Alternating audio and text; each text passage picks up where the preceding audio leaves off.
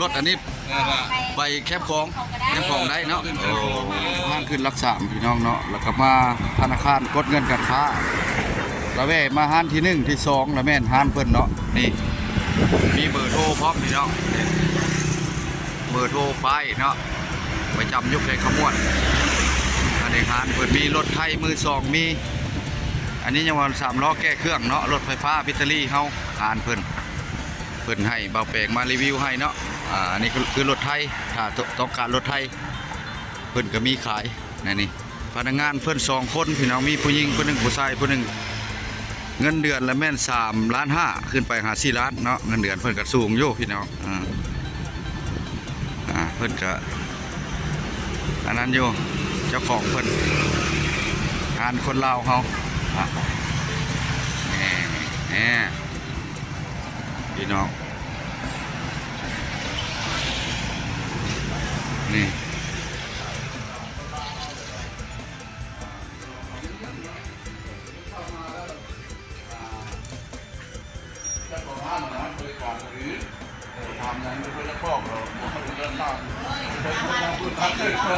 เอาไปได้มุกเนี้ยทางเอาไปได้ทางนี้ก็ได้ทางไปก็ได้สอนมาแล้วสิเพมนะก็ให้รถอันนี้ไปแคบของได้เนาะ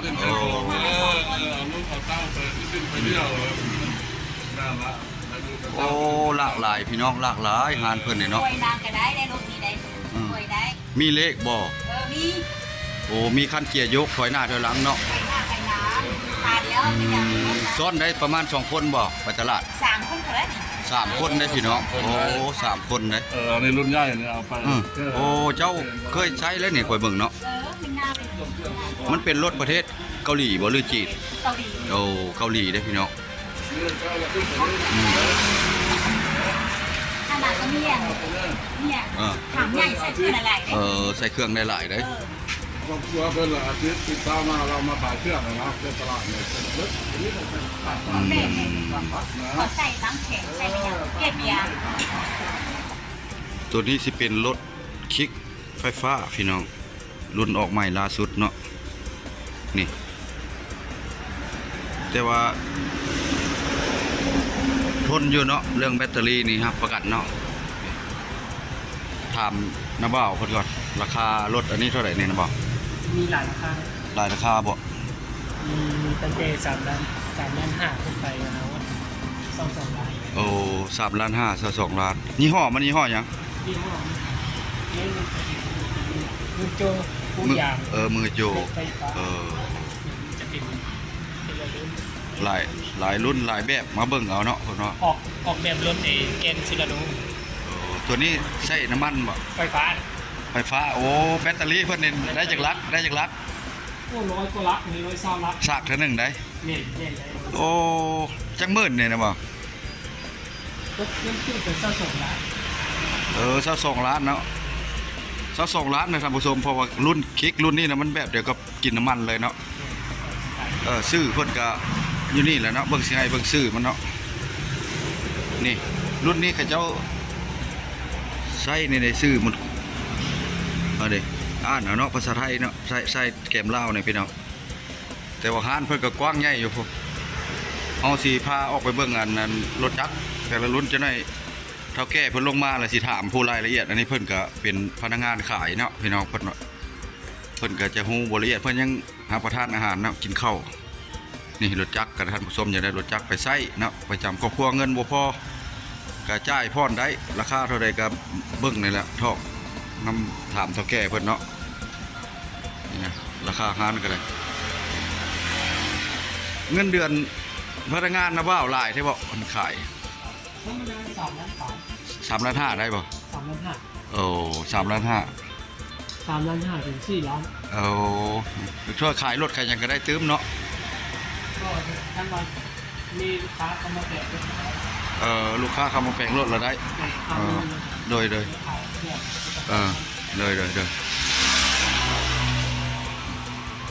ผมบ้านพาเลาะเปิดใส่ผ้าเปิดใส่นั้นผ่าน ปิดอนามัยเพิ่นบ่สบายพี่น้องอันนี้โอ้ยรอเพิ่นใส่ผ้าอนามัยปิดปากบ่อยากชื่อหน้าว่าได้นะมันเป็นหวัดเพิ่นเป็นหวัดนี่กะจับกอกแม่เราลงมานะเตรียมตรงมืออุปกรณ์ไปหาเท่าแก่เด้เจ้เพิ่นสบายดีเจ้โอ้ได้ยินข่าวว่าเปิดร้านใหม่เนาะมันเป็นรถไฟฟ้ารถอย่างแน่มีรุ่นหลายรุ่นบ่หลายรุ่นหลายแบบบ่จักนี่ว่าเส้าผ่านี่ โอ้125นี่เท่าไรนี่นี่บ่นี่เส้าปลายนะโมเพนเนาะอันนี้ค่ะชาวปลายล้านสมมุติเฮาเงินบ่ทันนี่เฮาทอกก้อนเท่าไร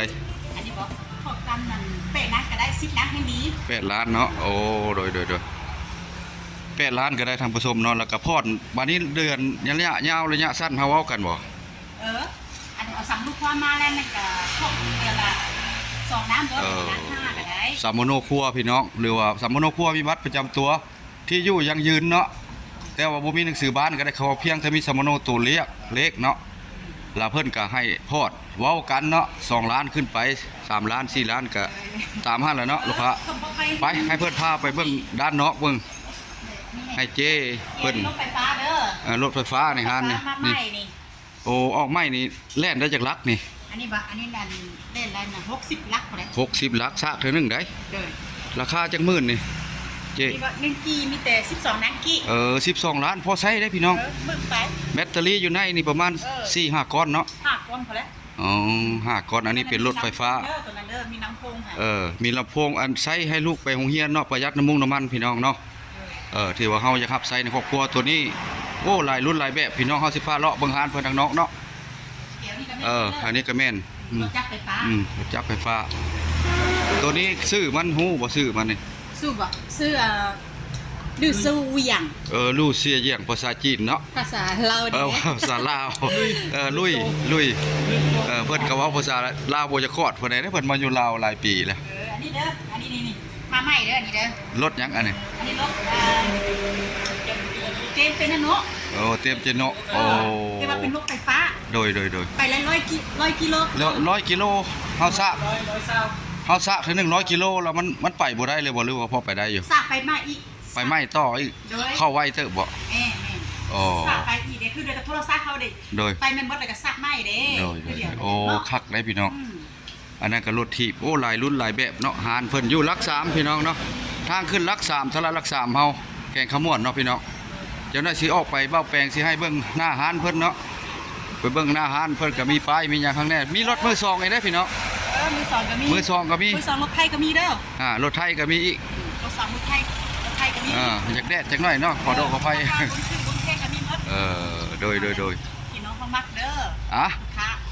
จังซั่นละเจ้เอ้ยติดตามไทยพิเศษเด้อปีใหม่เด้อติดตามเด้อ